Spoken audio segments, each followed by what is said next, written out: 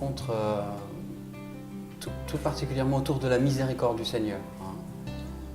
Son amour pour chacun de nous, sans avoir besoin de briller dans la société ou par l'argent ou autre. Le Seigneur, on a senti le Seigneur nous aimer tel que l'on était, quoi.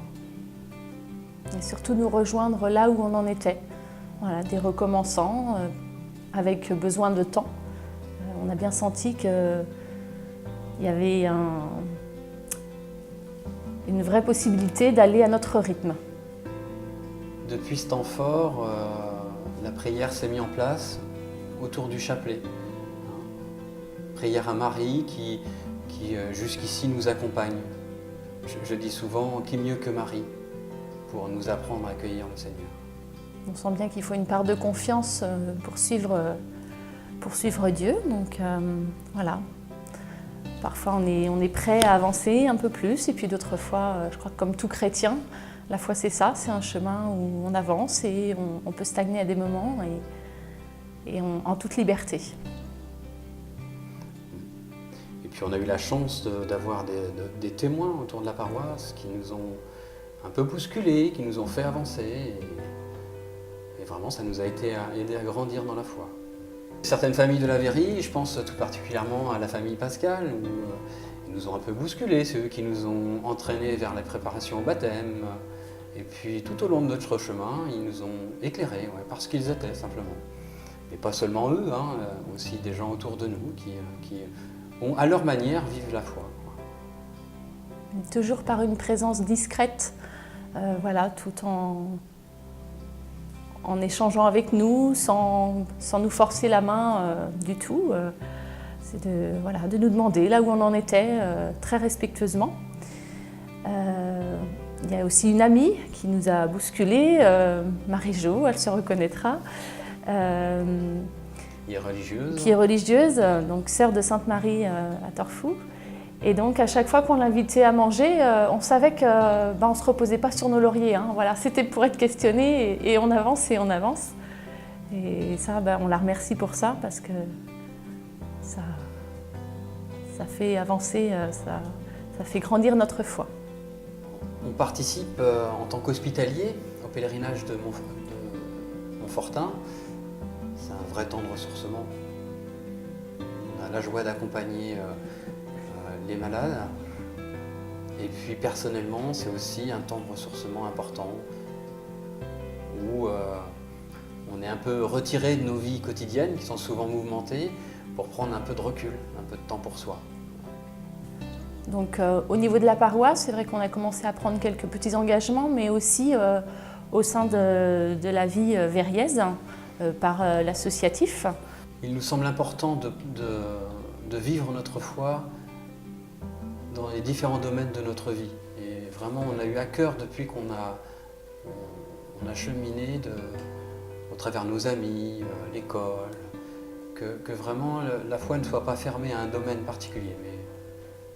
Ce qu'on voulait, c'est que nos différents lieux de vie soient en lien les uns avec les autres. Que ce soit la vie spirituelle, la vie familiale, la vie au travail. Voilà, tout ça c'est en lien. Et on essaye de vivre notre foi là où on est. Étant recommençant, on avait presque la chance d'avoir un cœur nouveau, prêt à avancer, libre.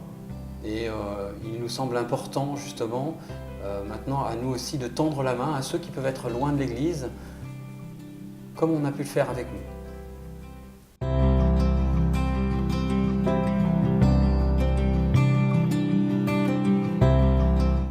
On s'est vraiment épanoui autour du commerce, on peut le dire, je pense que.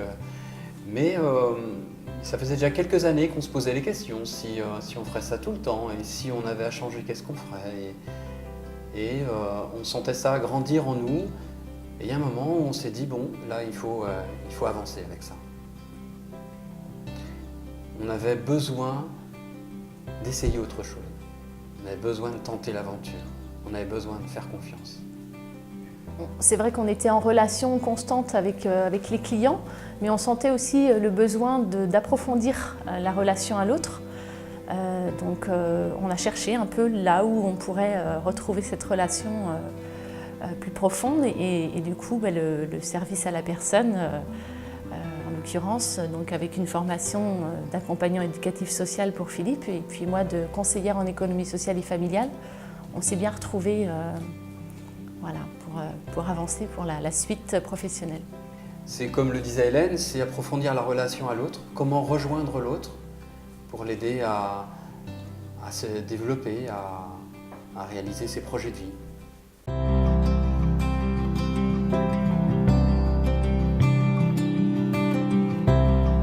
On a un couple du Doyenné qui est venu nous rencontrer.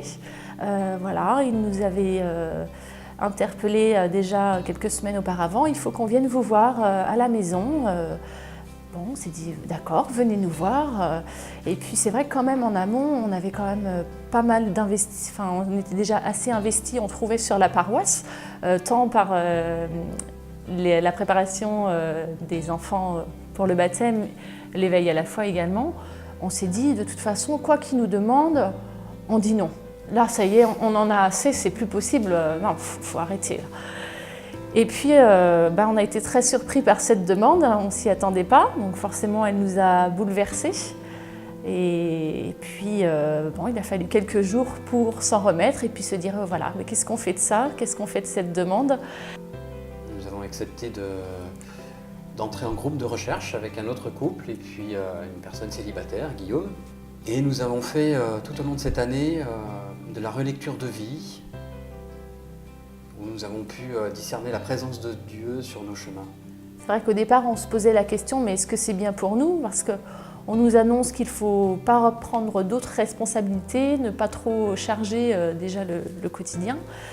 Et puis là, on entamait nos reconversions professionnelles en même temps. On s'est dit, mais est-ce que ça ne va pas faire trop? Voilà, et du coup, tout s'est suivi assez naturellement, finalement. Il y a eu des étapes sur le parcours qui ont fait qu'à chaque fois, on a pu se poser des questions pour dire, voilà, est-ce qu'on avance et où est-ce qu'on arrête ici? Donc c'est vraiment été un moment qui a été à la fois qui nous a aidés à avancer tant dans notre reconversion professionnelle que dans la foi, mais un moment où il a fallu nous faire confiance, vraiment. Ouais, là aussi.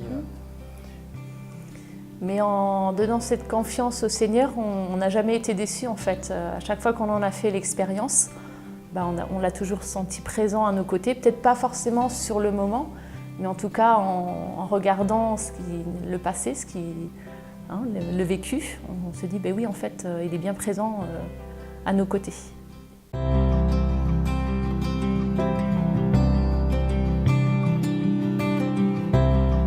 En tant que diacre et ministre du lien, je crois vraiment que la fidélité au Christ se vit dans la relation à l'autre et le diacre, il est signe de ce lien, de ce lien à l'autre et aux personnes qui peuvent être aux extérieurs de l'Église. Je crois vraiment que c'est une chance pour l'Église d'avoir différents états de vie au sein même de l'Église. Alors j'avance avec ce que je suis, avec aussi l'immensité de ma pauvreté, mais dans la confiance. On reçoit ce que l'on devient. Je vois que Philippe s'épanouit sur ce parcours vers le diaconat. En tant qu'épouse, mais je suis là pour l'épauler et puis l'accompagner, voilà, comme je le fais depuis le mariage.